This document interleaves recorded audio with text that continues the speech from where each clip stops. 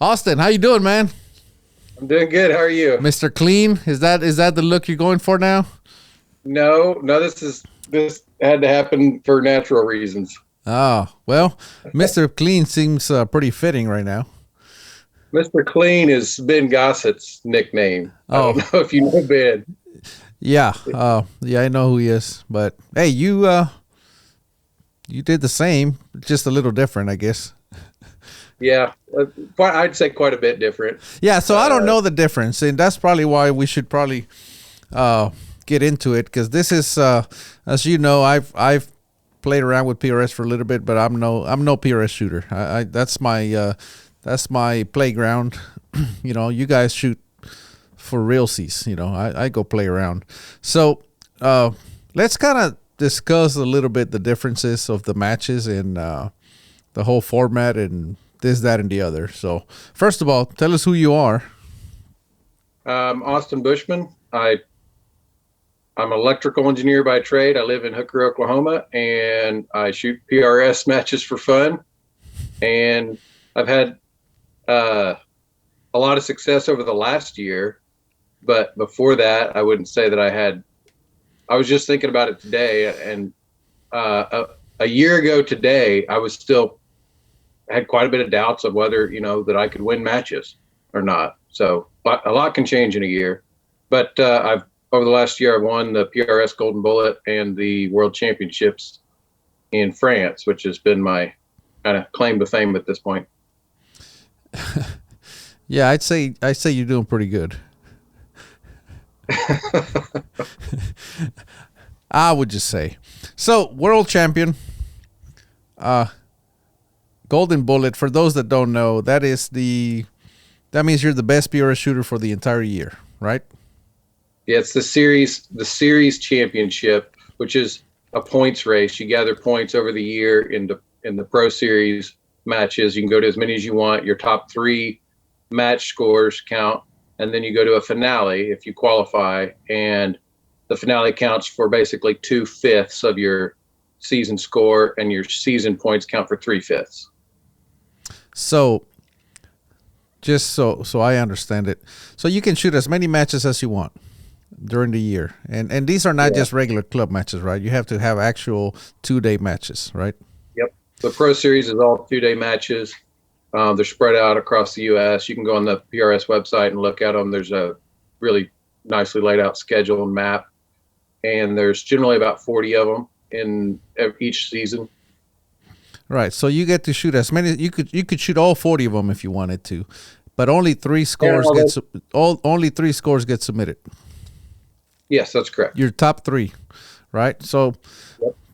if you So if win, you had you can get 100 points per match. If you win the match, you're going to get 100. If you tie for the win, you get 100. And if you shoot 90% of the winner's impact number for the match, then you get 90 points. yeah. So And let's say so the on. match had 100 and let's say 200 points, right, total, but you only managed. I mean, it was so windy and it was horrendous, and the target were small, whatever, and you shoot 180 of those shots. That means that now is 100%. The winner, right? That's your 100%. And then everybody else is measured against the performance of the winner, not the total shots of the match, correct? That's correct. All right. So for example, for easy math, if the winner shot 180 shots and the winner got 100%, that means if you hit 90, you get 50%. That's correct. All right. So you get 3 of those matches a year. That's the maximum number that you can submit. So preferably you want to have a 300 by the time you go into Yeah. the finale, right? Yes. Or something. Close to it. Generally, I think you need to be above a 295 season score to have a chance at the Golden Bullet. And then when you go, so that's a 300, and then the finale, that's so the finale, that's the only one that you have to be invited to, right? Like you have to qualify to go to the finale. Yes. And generally, I think it's the top 150 open shooters season scores get invited. Right. And if some of those guys don't accept the invite for whatever reason, scheduling or whatever, then it'll roll to someone further down the list. Okay. So you get invited. Now you have, I mean, if you have a 300, you're getting invited. But just so we can explain the process. And then you shoot the finale, and that score counts for 2 matches for simplicity, right? Yep. And so if you shoot 100%, then you get a 500 total. Yep. Right? If you shoot a 95, so on and so forth. So that's how that works. Yep. And you won. That means you got the golden bullet. Yep. And I think my total season score for last season was 498 point something. I went into the finale with 300 and got second place by 1 shot in the finale to Matthew Caruso, Texas shooter. And so that put me at, if you did all the math on it, put me at 498.8 or something like that, which was the series champion. Wow.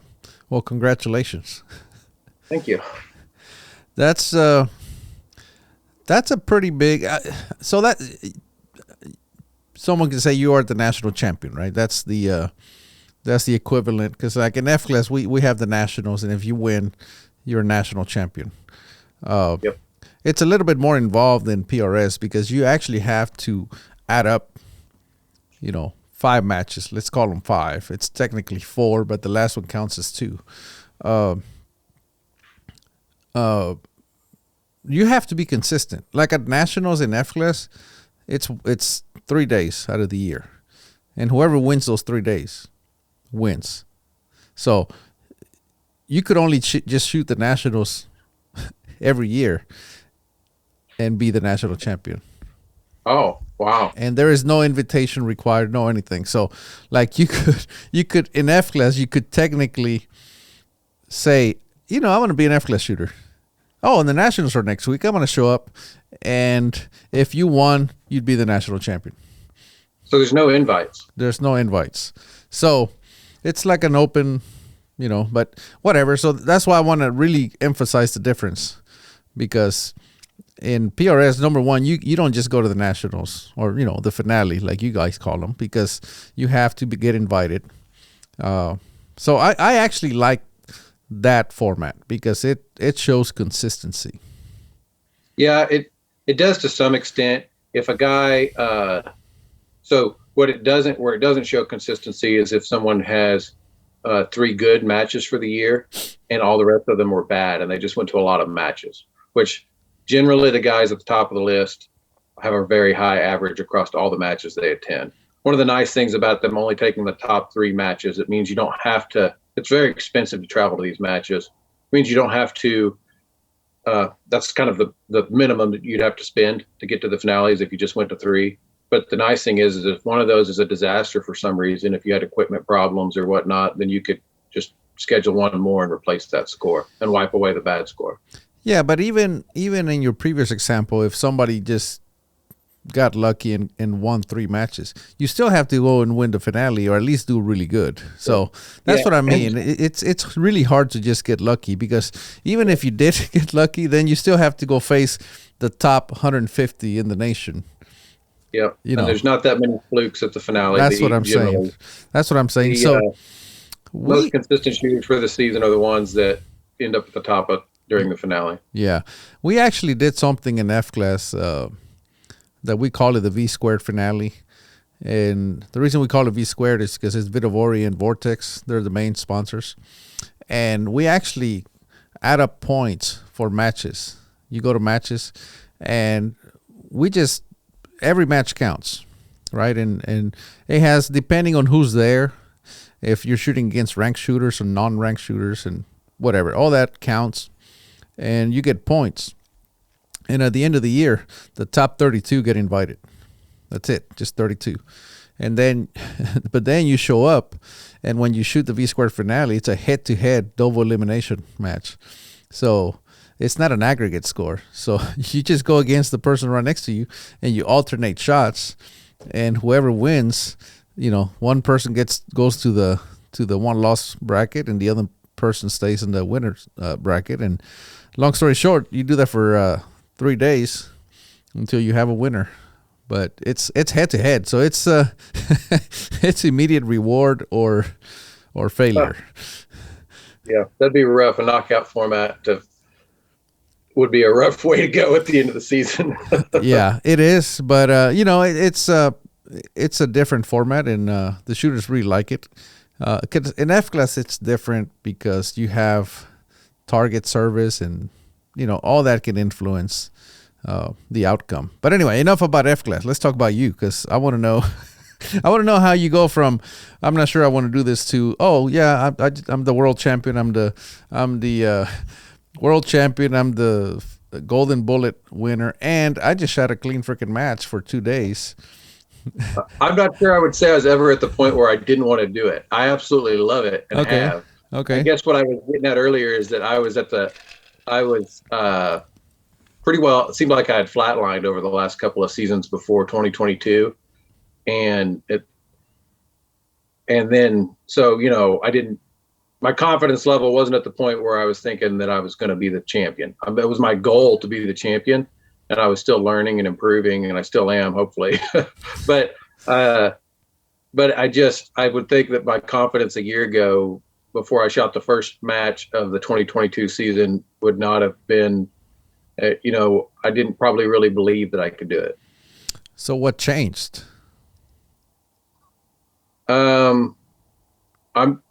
I don't think anything just changed overnight. I think, I was talking about this with a shooter at this last match. I think that slowly over the seasons, I kept identifying problems that caused me the most missed shots. I've been in PRS for about 5 years now in the pro series. So, I don't think anything changed overnight. I don't think that there was just a switch that flipped. I think that it was a lot of work over a lot of seasons, and slowly got more and more consistent as a shooter, and that eventually resulted in me starting to get match wins. And I had been very consistent about getting top 10 wins in my first couple of years, or top 10 placements in matches. And then I was getting more consistent about getting top 5 placements in matches. And in 2020 and 2021 seasons, I think I averaged top 5 placements. I think I averaged around 4th or 5th in those seasons. And just, you know, as long as you keep working on what's causing you the most dropped shots in a match, if you can improve in those areas, at a PRS pro match, just picking up 2 or 3 shots a match takes you from being averaging top 5 to averaging top 2. And that's, I think, what had happened is that I'd slowly gotten better, and then finally all came together. You can't avoid winning if you fix all these little things that are costing you a point or two, right? We discussed this. Francis and Chad and I discussed this on a podcast that we did, and we actually touched on this subject. If you just keep showing up and keep purposely fixing the things that are costing you, because at your level right now you're trying to gain a point over the match, not over a stage, right? Point or two. But if you just actively keep working on that, at some point you can't avoid winning. It's just going to happen. Yeah. And I know a bunch of guys who are right there at my level, and it's so hard to win in the PRS, and it's a struggle for all the guys at the top to get even 3 wins in the season. That's how you get a perfect score. And we'll talk about it. If we all show up at the same match, only one of us is usually only one of you is getting to leave with 100. And a lot of us travel to the same matches, and it's frustrating. You know, you say you can't avoid winning. I know guys that are getting top 5s all season long and didn't win one, and that hurts. But it's not their time yet. Working at it. What? It's not their time yet. It's gonna happen. I believe it's gonna happen. That's where I was in for a 2-year period of time. I won, or maybe a 3-year period of time. I won 1 match a season, and then just a bunch of, felt like, you know, it wasn't futile effort. I was getting top 5s, which is very difficult to do in the PRS. But if your goal is to be the champion and you were only winning one match a season, it can be frustrating. Yeah, I can imagine. The PRS, I played around with PRS around 2017 or so. It's been a while. 2018. I did it for a couple of years, 2 or 3 years. Just, again, nothing serious. On my first year shooting PRS, I actually got invited to the finale, but I couldn't make it, so that was that. But, I mean, there's some really tough shooters. Like, it's a bit deceiving because, I showed up and I'm like, the very first big match that I went to, I believe, it was Lone Survivor, or it was at the same range where you shot this weekend over in Navasota. Yeah. And Matt Brousseau was kind of helping me a little bit. And, just through text, I asked him some questions. And long story short, I showed up and I just shot whatever. I did some practicing beforehand, just kind of from what I saw. Long story short, I ended up 15th. And people were saying, man, that's really good at a national level match to shoot to end 15th. And yeah, I was happy. But at the same time, it's like at your level, if you finish 15th, you're like, oh man, I really stunk it up. You know what I mean? So there's different expectations dictate how happy you are with the result, right? Like you nowadays show up to win, right? Yes. Which changes everything. Yeah. I've heard you talk about that before, that you could prepare to compete or you could prepare to win. And that, if you haven't ever won one, it's very difficult to show up with the mindset that you're there to win. And that's something that it's hard to pinpoint what changes after you win your first match, but it makes it easier. Just getting it done once makes it much easier for the second time. I think what happens is you stop worrying about winning, and you start focusing on just performing. Yeah. Like most, and I'm gonna speak for F class because that's my most experience.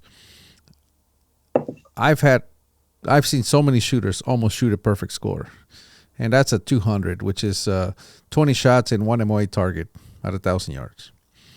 And they'll be right there, and they'll drop like the 18th or 19th shot or 20th, right? Like they're on the home stretch and they drop a point, and they come off the line and they're frustrated. And I said, after I talked to him for a while, I go, let me guess, you were just in the zone, tunnel vision, just rocking and rolling. I said, at what point did you start thinking, oh man, I'm about to clean it? And they go about shot 16, 17, right? It literally breaks your concentration because you go, holy crap, it's going to happen. And then guess what? You get more tense, you get whatever happens. You just quit doing what you had been doing. And once it happens, that doesn't pop into your head anymore. You just keep doing what you're doing. That's the way I've noticed, and even in myself. Like the first clean ever that I shot, I remember it to this day. And then I've shot dozens since then, and it's nothing. It's just another day, By clean, you mean, so I'm kind of familiar with F class. By clean, you mean a 200, right? Not 20Xs or 200. Yeah, 200. No, 200. 20Xs. So the 10 ring is 1 MOA. The X ring is half MOA. The X ring has been done one time. That's actually the national record. Is 200 with 22 Xs. If you shoot all 20 Xs, you keep going. just to see how long you can do it. Not. Well, yeah, because the record is like at some point you got to leave it open ended, right? And the record is 22 Xs. I mean, somebody laid down. Norm Harold That selfish bastard. He laid down and he put 22 shots. Once he said, "I'm going for record." The next 22 shots were in half MOA at 1,000 yards, with about average about 8 to 10 seconds in between, because they have to pull the target down, mark it, and move it back up. Yeah. And he did it in the rain. So no, clean is just 20 shots inside of one MOA. Yeah, but it's still. I mean, you can imagine if they put out a one MOA target out there and they said you can do it prone. How many people do you think could do 20 shots in a row? It's hard. I've got a range that I shoot on. I've got a 10-inch steel plate at 1,000, and I practice on it pretty regularly for fun. And of course, I don't ever just go out there and shoot 20 shots in a row, but I've shot maybe 4 or 5 hits in a row on that plate. But usually if I hit 3 in a row on it, I'm really happy. Well, now you got to do 20 for F-class. Yeah. So, but yeah, once that happens, the pressure goes away. And I think that's what happens. It's not that you learn how to win. It's just that it's almost like if there's another summit that you got to get to, right? Like that one's behind you. And once you get there, it becomes a non-issue.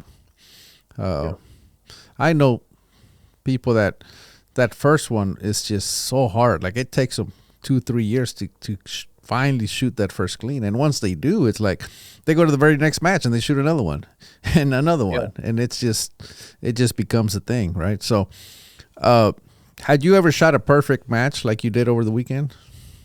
No, I'd never even shot I've been to a lot of one-day matches, and I've been to a lot of 2-day matches over the last 5 years. I'd never shot an entire one-day clean at any match. This match, 2 days. This match. So, talked to the match director, and he'd set up the targets. It's really difficult to move targets at that range because they're kind of out in the swamp. And he'd set them up weeks ahead, like 2 weeks ahead of time, or maybe 1 week at a time. And the forecast was for a lot of wind. And so we didn't get that much wind at the match, and the targets were pretty generous in size. So that's why I alluded to Ben Gossett's clean run for the whole day at day 3 at the AG Cup being different, because those targets at day 3 at the AG Cup are the smallest. That's probably the hardest target sizes that you shoot in any day during the entire PRS season. And he cleaned that. The conditions were really good on the day that he did that, but still, doing it on 1 1/4 MOA targets for 100 rounds is different. I would think that this last weekend the average target size was 2 MOA. Yeah, but you did it 2 days in a row. Yeah, 176 shots. Listen. I don't. Obviously, what Ben did was pretty incredible, because I mean, those are pretty small targets, and shooting off the positions that you guys shoot, plus shooting under the pressure that I can only imagine he was under. That's pretty remarkable. And what gets to me the most still is the time limit. And at the AG Cup, it's 90 seconds, and the stages are probably more difficult as far as movement and positional, and different number of positions in the time frame. And at this last weekend at the Leopold Steel Classic, it was 2-minute time limit, which 2-minute time limit helps me out a lot on being able to concentrate. PRS is a lot about making decisions on the clock quickly, making good decisions on the clock quickly. And if you just get a few extra seconds to think per shot, it makes a huge difference in how I can perform at a match. Now, on to the point of what gets most first-time shooters that are trying to shoot it clean. At what point did you start thinking, oh, crap, I'm about to shoot clean?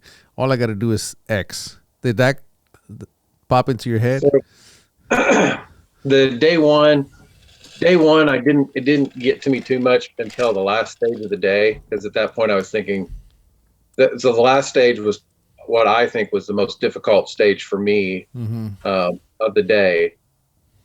And it was 11 shots from 11 positions. And in some of the little portholes we had to stick our rifles through were real small. Oh, so it made that wall, that metal green wall thing. Yes, that metal green wall. So that was our last stage of the day. The target was generous in size and was close. So I wasn't too worried about that. I was just worried about getting them off in time. And I knew I could do it. It wasn't, I looked at the stage and knew I could clean that stage. It was just that I knew it was also quite possible to time out on one shot or to miss one because I was rushing. So that got in my head a little bit. And then about halfway through that stage, I was moving at a nice pace and just hitting them dead center. And I knew that I was going to be just fine. Then day two, so that finished day one clean. And then day two, even like standing around for about 30 or 45 minutes during a rain delay, waiting for the day to start, I was already thinking about it. And I was thinking, man, don't screw this up on the first stage of day two, because everybody was already mentioning, oh, you've got a chance to clean the whole match. And they did. They kept mentioning that all day long too, so they didn't help me out any. Oh yeah.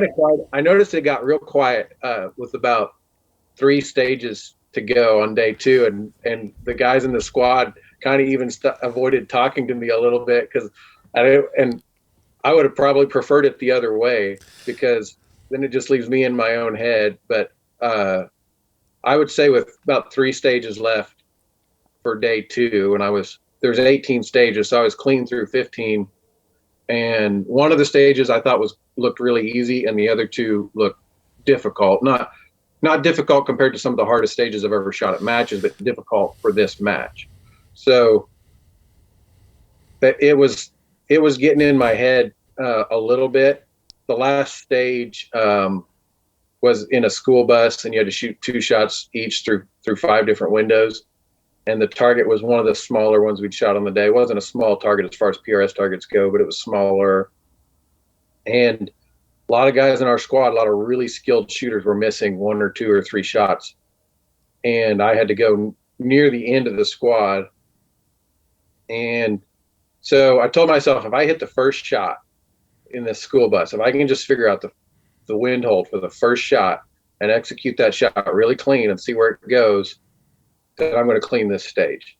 And I just knew that after that first shot, if it hit, all I had to do was correct to the center of the target. If it wasn't already in the center, correct my wind hold to the center of the target, and just repeat really clean trigger squeezes and really clean movements in between windows for the next 9 shots. And that's pretty much how it played out. I think the first shot hit really close to center on the plate, and I just kept going with. When I moved my gun into the last window, I remember thinking, I'm about to clean this whole match. But I didn't think about that I didn't think about that on the clock until that point. I thought this is, at that point, all the hard work was done, and I'd already seen that my last shots were hitting in the center, and all I had to do was stick the gun in the window and shoot 2 more.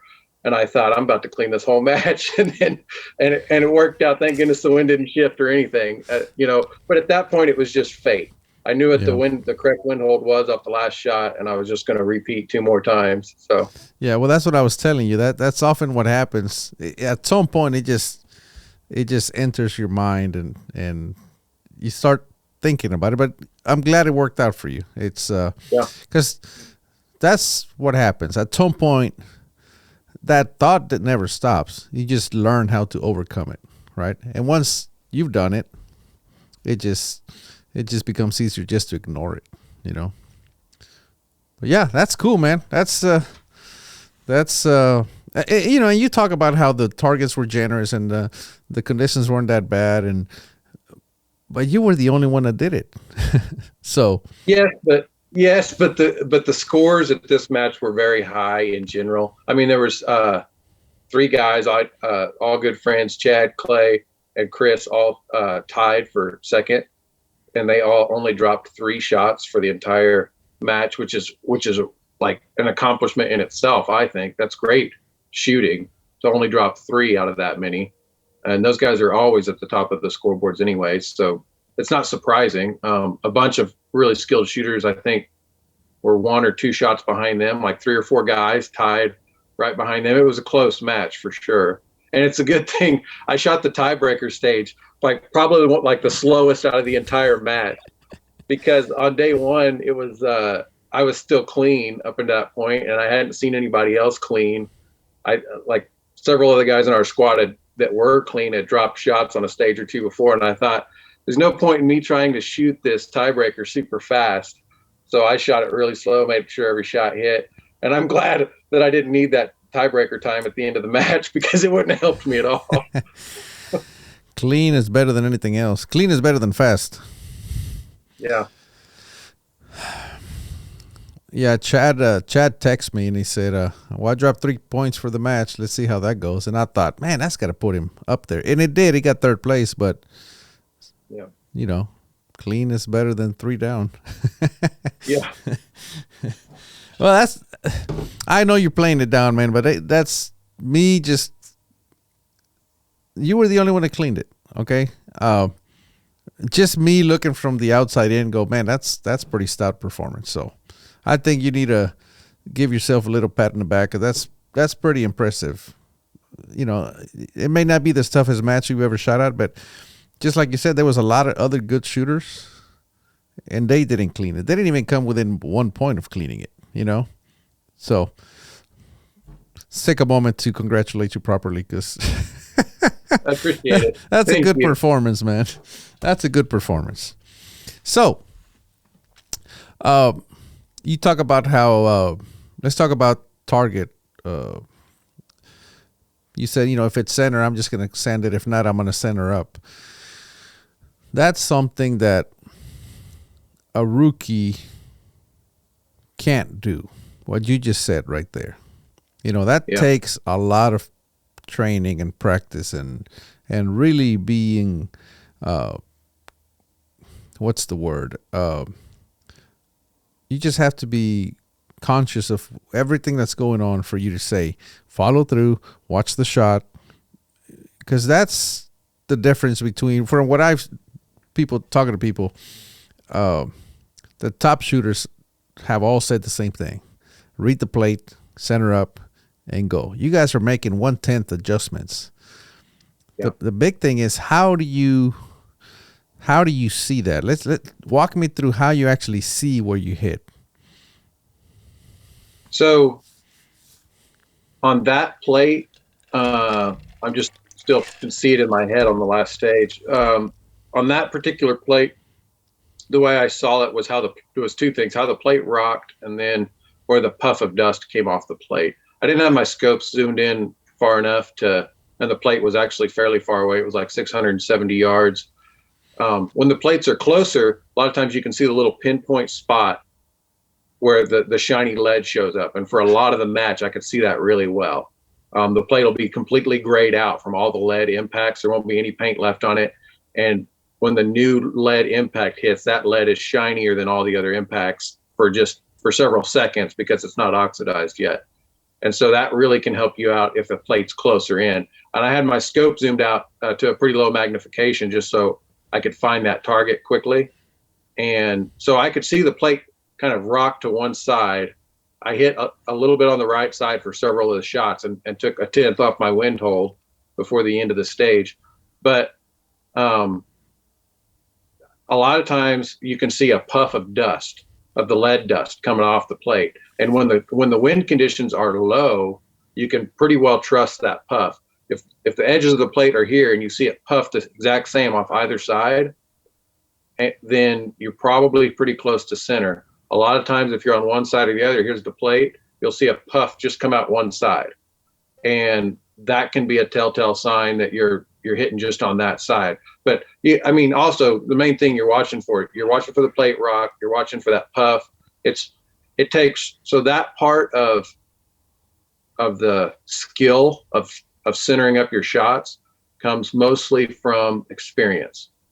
It takes a lot of experience to be able to watch a plate of shooting steel plates on like T-post hangers or solid steel hangers, to watch them react, and then to realize where you hit and that the plate reacted like that. And there's some it's like a mental image that you have, when a plate rocks one way or the other. It's like you immediately recognize, without knowing anything else, by the way the plate rocked, where that bullet likely hit if you've shot enough steel plates.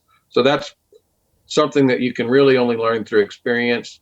Like I said, there's easier ways if the plate's closer and you can actually see on the plate where you hit. If you've got a clean plate at the start of a match, then it's super easy. There's two parts to that: the strategy of seeing where the shot hits and then adjusting to center. And the second part, the first part, of course, is you have to realize fairly accurately where the shot hit on the plate. The second part, which is just as difficult for most shooters, is being able to have the mental capacity, the coolness under pressure to make the decision, to process. Most new shooters their mental capacity is so full of just squeezing the trigger and getting their crosshair in the right spot. And they're so flustered by trying to get their tripod in the right spot or their front bag in the right spot, or they're just focused on getting stable because they're not as good at positional shooting. So their mental process is totally full of that. And if they see the plate get hit at all, they're just going to keep shooting. So the second part, besides seeing where it hits, is to have the decision-making power under time on the clock to make the decision to adjust your wind hold. So you see if it hit 1/10 right, I'm going to aim 1/10 farther left. So that's a joke that I tell people all the time when they ask me for advice, is like during a match, and guys that have squatted with me have heard me say it. I was like, if you hit to the left, aim further to the right. If you hit to the right, aim further to the left. That's the general strategy. And of course, that assumes, that you can see where it's hitting, which this, to me, is 50% of the problem. And the other 50% is making the mental decision to change where you're aiming. Yeah, because oftentimes it's like, why hit? I'm just going to stay there. Right? Like, yeah. Like when I wanted to laugh there when you said, they're so preoccupied by too many other things. Shit, when I used to shoot positional PRS, I'd shoot and my focus was on the RO to see if I hit or not. That was my feedback.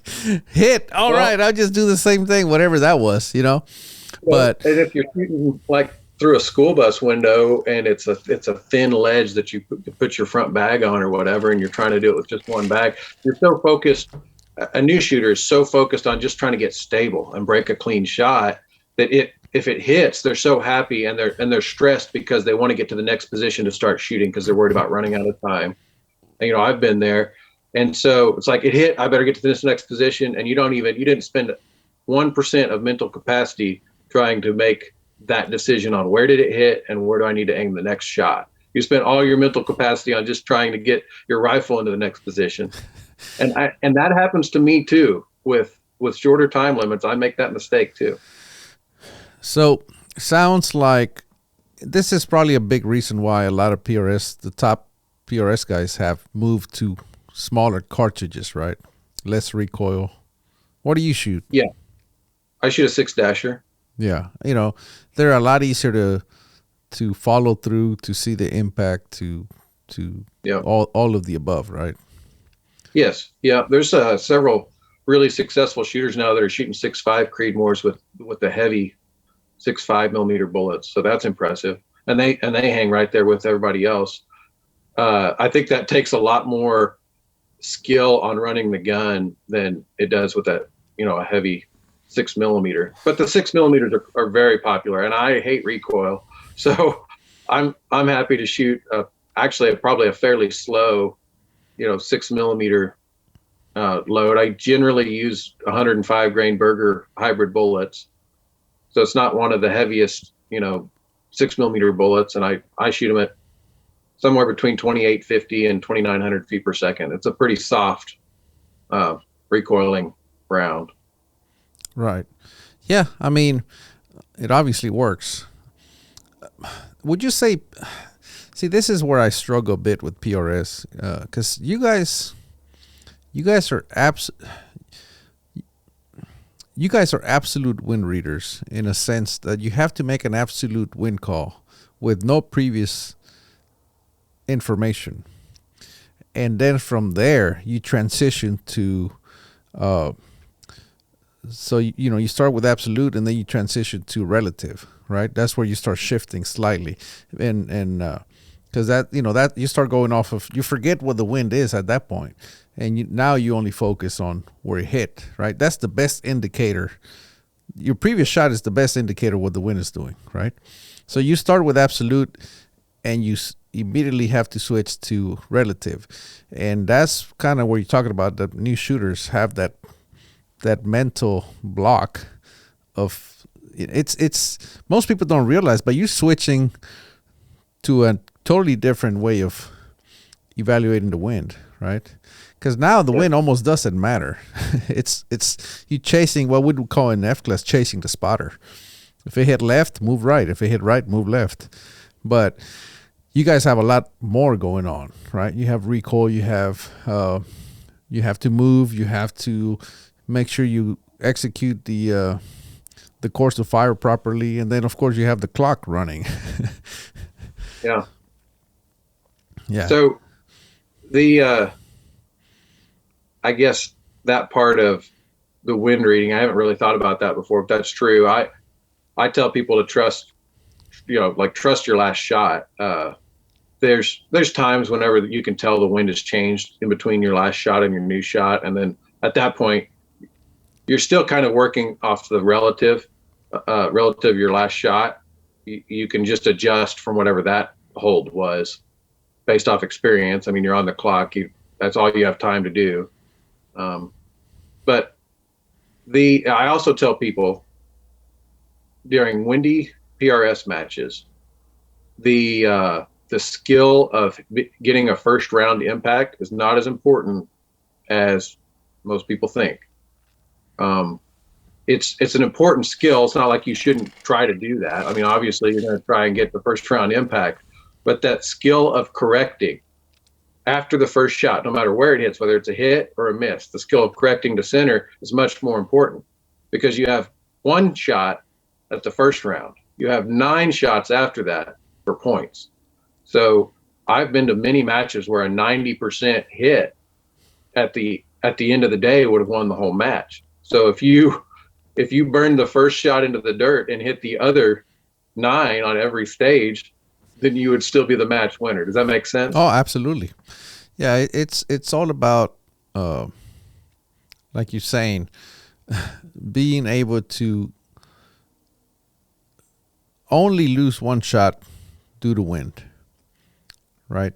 So technically, what you're saying is you could only lose the first one due to wind. The other 9, you're going to lose because of poor follow through, just poor skill, poor skill. Yeah. I don't know. I mean, not seeing where that shot went, right, and not making a correction, because there's so much with wind. There's only so much you can do to predict that first round.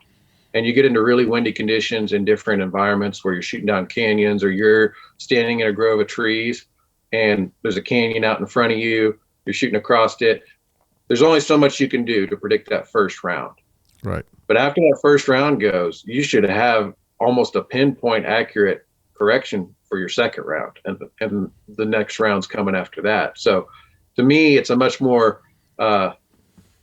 it's an easier skill for me to try and teach somebody, or to try and talk about to make that correction, rather than trying to predict the first shot. Yeah. And everybody's got the the Kestrels to check for wind and your relative angle of the wind and your vector direction of fire. But there's a ton of times where that Kestrel is not going to help you out on the first shot because of where you're at measuring wind, or conditions downrange that you can't predict. But to me, every time you should be able to spot that shot and correct to center. Yeah. So what I'm hearing is, it is obviously important to learn how to read the wind, but before you try to become a absolute wind wizard, you should first work on correcting your shot, reading the plate, and being able to follow through. That's going to get you further than being able to get on target. I think that on the will first buy shot. you more hits in a match. Yeah. Yeah. I mean, like like I used to do pretty good in PRS if it had a lot of prone stages because that's what I do. Right. Yeah. But the minute you got me off the ground, that's it. It was like, pff, all right, let's just everybody watch. It's about to get funny, you know. But that's because that's what I know, right? But yeah, I mean, PRS is a very it's a very well-rounded sport. You know, if you can do, because like you said, uh, you have to think fast, you have to think on your feet, but at the same time, you have to work slow, right? Because you have to follow through. Follow through is literally shooting slow, right? It is required that you shoot slow so you can follow through it. And I don't mean like shoot slow, but you have to pause for a slight moment to follow through, see where you hit, evaluate, process that in your mind, and then make the decision to move over. And then you chamber another round, right? And Yeah. that's And that whole process can be done really quick, and that comes down to experience too. And kind of keeping a cool mind. If you so one thing I tell people that helps a lot, to make that process happen quickly, I try to come up with a very simple, straightforward stage plan, like a stage strategy in my head that I'm going to execute on the clock. Because the simpler that plan is, the quicker I'll be able to make those decisions. The easier it is to make good decisions. If I already know ahead of time exactly where I'm going to put my bag and exactly where I'm going to put the rifle on top of the bag, and exactly where my feet are going to go and where my arms are going to go at every position, then that part just kind of happens automatically. And all of my mental power is focused on making that decision. That whole process you just described, it can be done in less than 1 second, per shot. And in fact, you'll see, if you watch videos, it doesn't look like good pro shooters are even pausing to think about anything, because it's almost like the decision is instant. If you shoot and you watch the shot, and as soon as you see it hit, you already know what your next hold is. Does that make sense? Oh, absolutely. I mean, it's practice, right? But it came from you purposely forcing yourself to do that. And if you just force yourself every time to do that, at some point it just becomes automatic, second nature. And it's like wind reading, right? Like correcting from one shot to the next. In F class we do the same thing. The top shooters, it's windy or whatever, and it's just like, oh, it must not be that windy out there because they're keeping them in the center. But in reality, we're moving like all over the place on target, but it doesn't seem like it, right? And as the wind is moving and you see it, and you just automatically know the correction to make, right? And it's just second nature. But if you're not used to it, or if you haven't done it enough, it's hard to do. Yep. I mean, that's why. The new shooters don't do it. If it was easy, everybody would just show up and start killing it.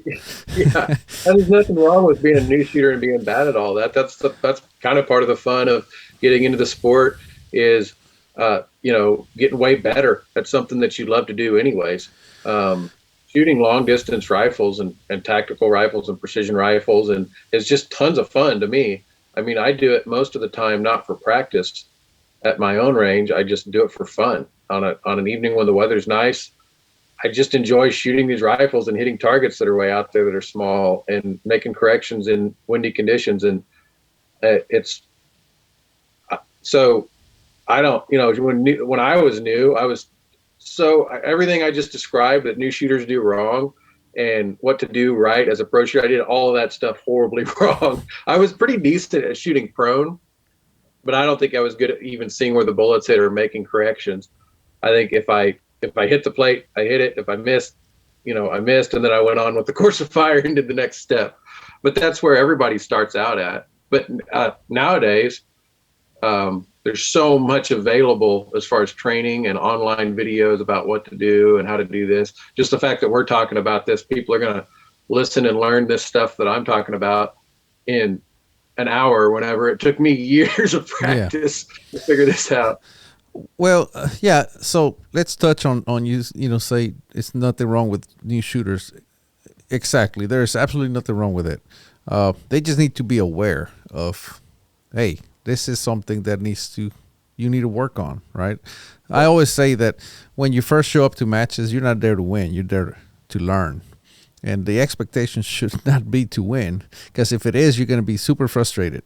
But if you're there to learn and that's your plan, then you're going to be super excited regardless of what your score is, because you're going to get to talk to people like you and whoever else is on their squad, and they're gonna even if you don't talk to them, just watch them operate, and you're gonna see, okay, they get their mag ready, they get their dope ready. You know what I mean? It's the whole process. It's real. You can simply watch a good shooter do what they do, and if you've never done it before, you can learn so much just by watching them. You don't even have to Yeah. ask anything. And then after they're done, ask them why they did something that you've never seen anybody ever do before.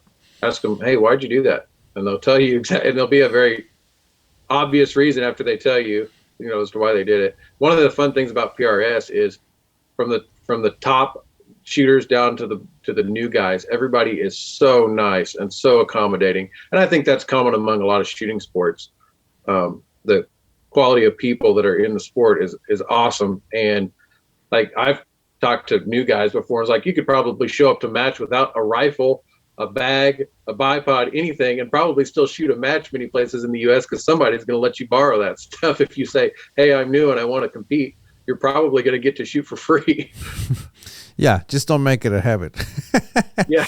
No, but Like, it's true. next match with your own stuff. It's true. I mean, I shot for not, like I said, I didn't shoot for very long, and man, I made a lot of friends. To this day, I'm still friends with them. I didn't shoot PRS for maybe 1 or 2 years, and not religiously, right? It just here and there, and just so many nice people that I've met. You know, so can you see your own trace, like when you shoot prone or Sometimes I don't know if it's super helpful to see it. Uh, when the conditions are right, it seems like when the lighting is right and when you're in a good solid position and the recoil isn't going to move the gun too much, you can see it reliably. The conditions have to be just absolutely perfect for me to be able to see it all the way to the target. There's a few times a year whenever I'll be out at my own shooting range in the evening and the sun will be behind me and the air will be perfectly still, and I can just watch a shot go in 600 yards just all the way to the middle of the plate and hit.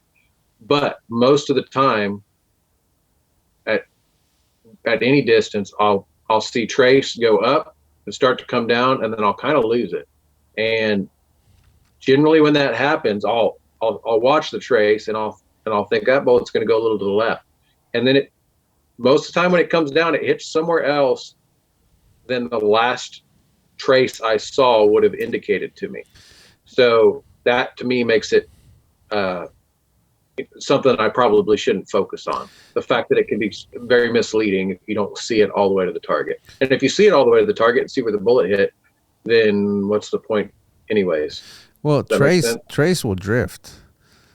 Like you know what I mean? The bullet's flying, but the trace, if it's windy, the trace will kind of drift. It's weird, and yeah, it's exactly what you're talking about.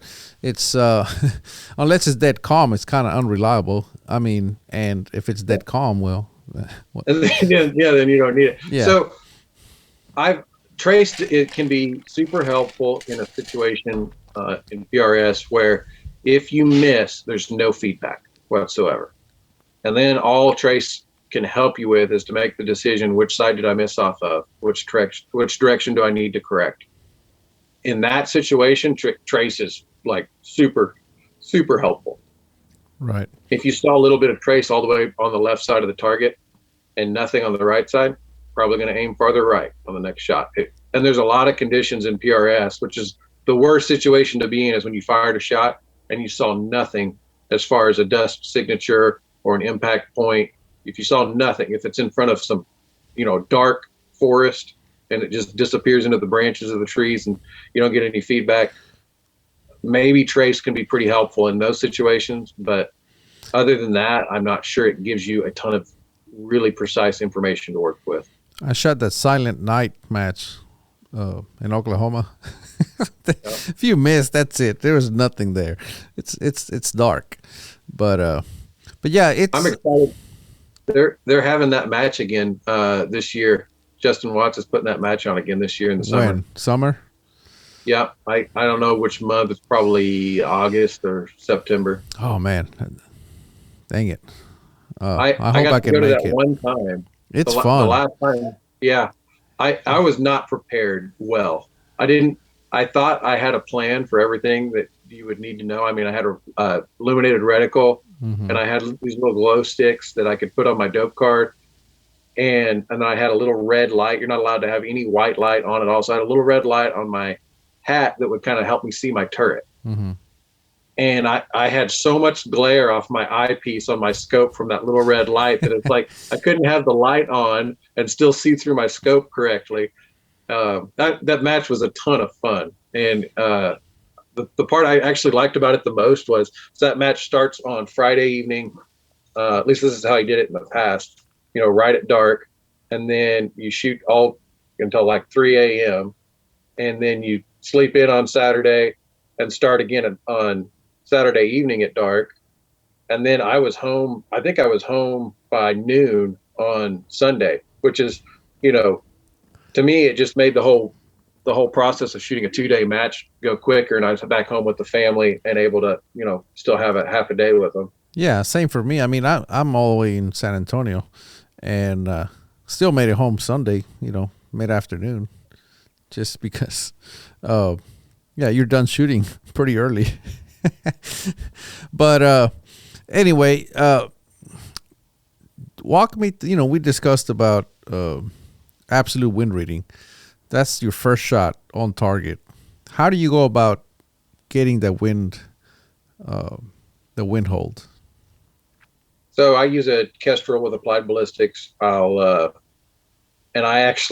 I've noticed a lot of pro shooters in the PRS don't trust the internal compass in the Kestrel. And I don't know why that is. I'll usually calibrate the compass at the beginning of the day, and then I'll use it to select direction of fire, and then I'll do exactly what the manual would tell you. I'll point it into the wind and correct and get and capture a wind vector. And I have found where the compass can be off on the Kestrel sometimes if the calibration process didn't go quite right or whatever. So the first thing I'll do whenever I capture those two vectors is make sure that it makes sense to me. I'll look at the direction of fire angle that it gave me and say, okay, yeah, I'm pointed I'm just a little left of north at this shooting range. So, it should say 348 degrees. That sounds right. And then I'll capture my wind angle and I'll be like, that was about maybe a 45-degree angle. So if it says 130 or 45 degrees, then I'm like, okay, the compass is working right. I can pretty well trust this wind call. And I also just do a gut check on what mile per hour it's given me. And I'll, if it says 8 to 12 mile an hour, I've shot enough in the wind. I've got a pretty good idea ahead of time of, yeah, this feels like 8 to 12 mile an hour. So it feels exactly right. Or I'll also, gut check it. It feels like there's gusts that come by every once in a while that are way higher than that. So I need to be careful that this, 8 or 12 mile an hour is not probably quite correct. So I do quite a bit of gut checking of the Kestrel, but I use it just like it's designed to use. I use it to capture direction of fire, your wind direction, and I'll go from there. If everything looks like it checks out to me and looks like it's a correct hold, I found it to be super accurate. And one of the reasons I trust that compass is because when I started out, I just used a ballistic app in my phone, and I found it very difficult to tell the difference in wind direction between, let's say, a 3 o'clock wind and a 4 o'clock wind.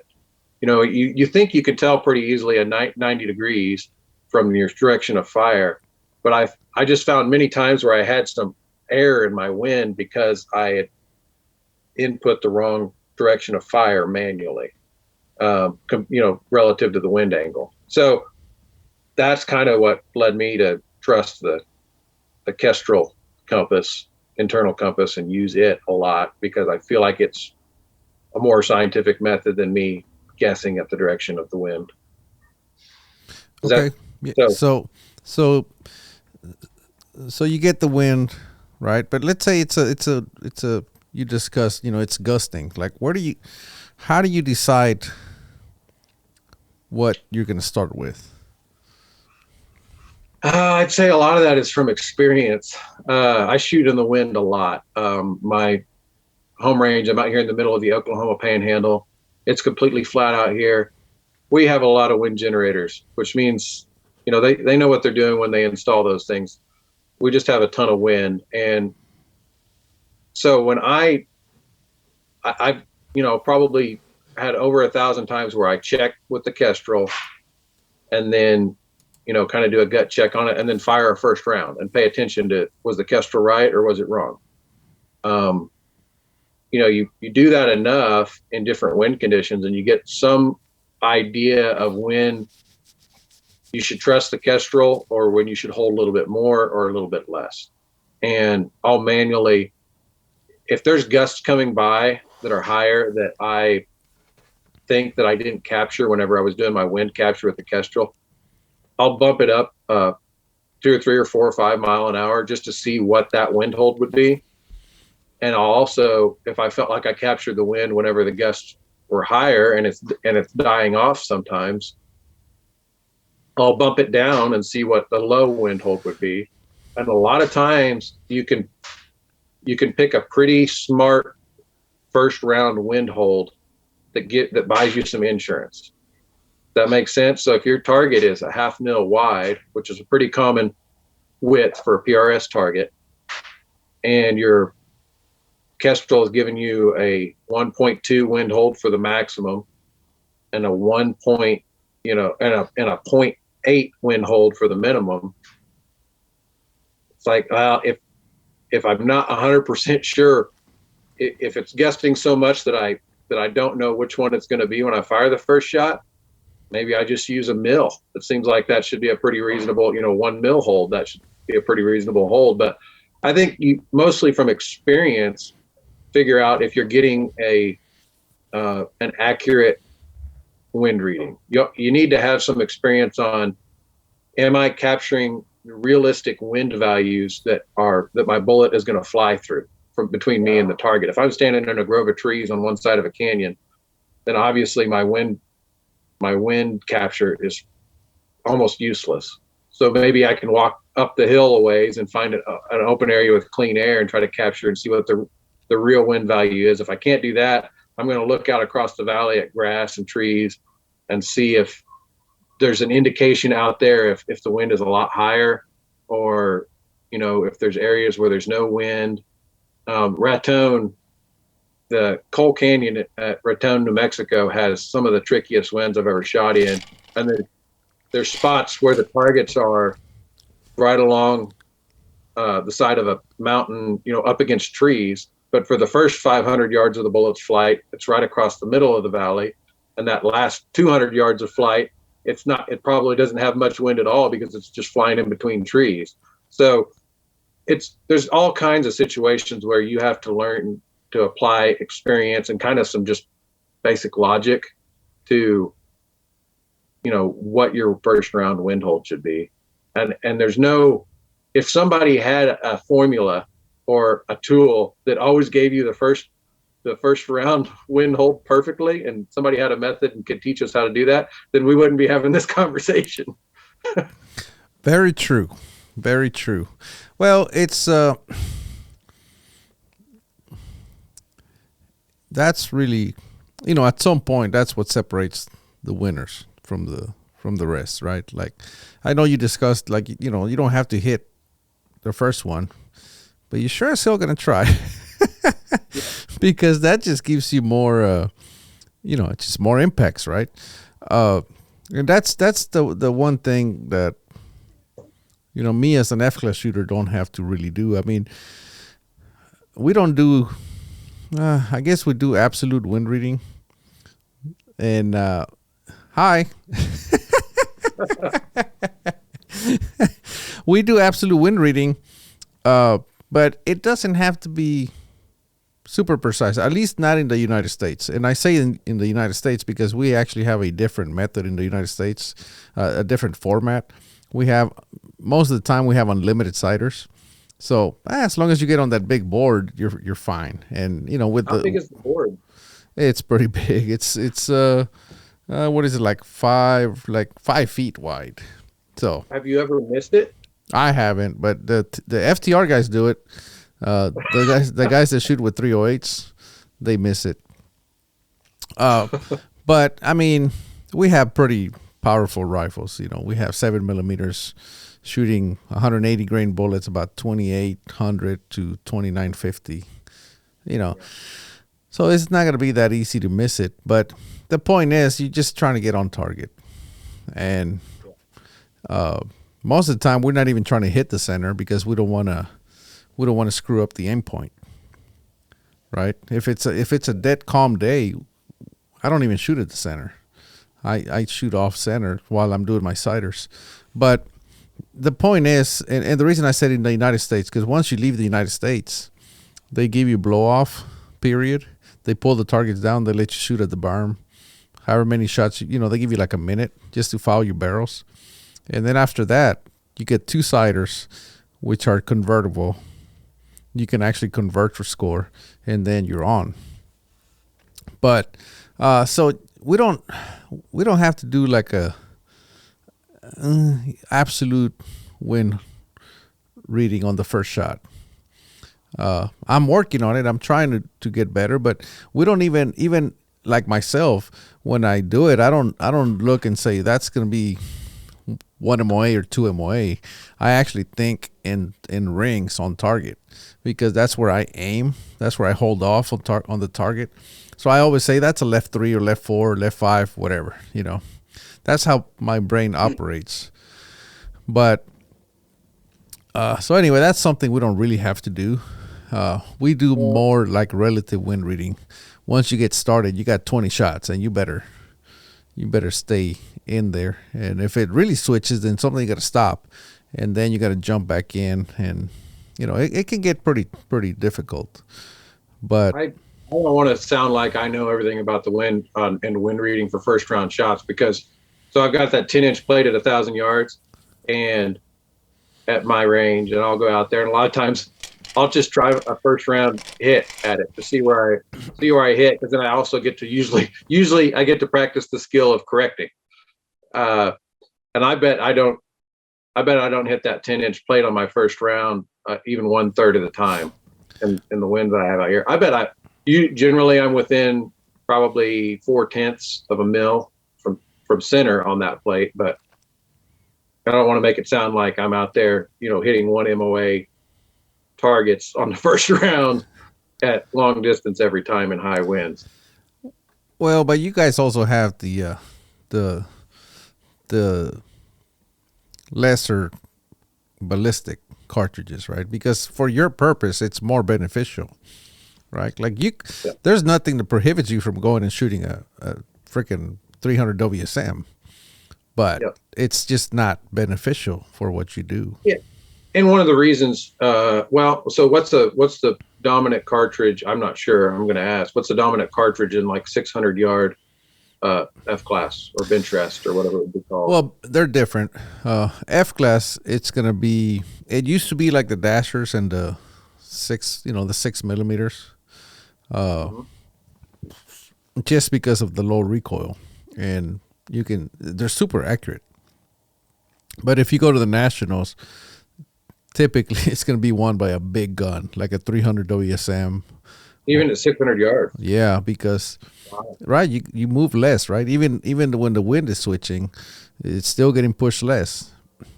But if it's dead calm, those Dashers are hard to beat. I just was kind of making the point that most of our the average target distance at most PRS matches across the U.S. would probably be somewhere between 500 and 700 yards. So you're at 90% of your shots are probably less than 700 yards at almost every PRS match. So if you're only taking 10 shots during the day at 800 to 1,000 yards, and you're taking 90 shots from 700 yards in, that lower recoil and still being, I mean, like you said, they're really accurate cartridges.